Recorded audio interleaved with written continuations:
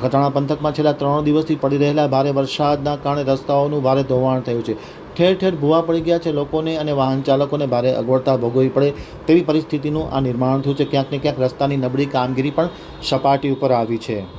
હવે જોઈએ નખત્રાણા આમતક ન્યૂઝ બ્યુરોમાંથી જયંત વાઘેલાનો એક વિસ્તૃત એવા નખત્રાણામાં ગઈકાલ રાત્રિના અષાઢી બીજનું મેઘરાજાએ સુકન સાચવ્યું હતું.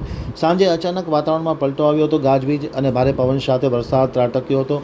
નખત્રાણા અને તેની આજુબાજુના વિસ્તારમાં વરસાદ પડ્યો હોવાના સમાચાર મળે છે. છેલ્લા 3 દિવસથી નખત્રાણા અને તેની આજુબાજુના પંથકમાં ભારે વરસાદ વરસી રહ્યો છે. વરસાદને કારણે ક્યાંક ને ક્યાંક નીચાણવાળા વિસ્તારોમાં પાણી ભરાઈ ગયા હોવાના પણ સમાચારો મળે છે. જેમ કે આંબેડકર કોલોની, મેઇન બજાર, જૂના નવાવાસ, નવાનગર કોલીવાસ, રામનગરી, રામદેવનગર સહિતના વિસ્તારોમાં પાણી ભરાઈ જતાં તેમના રસ્તાઓને ભારે માત્રામાં નુકસાન થયું છે.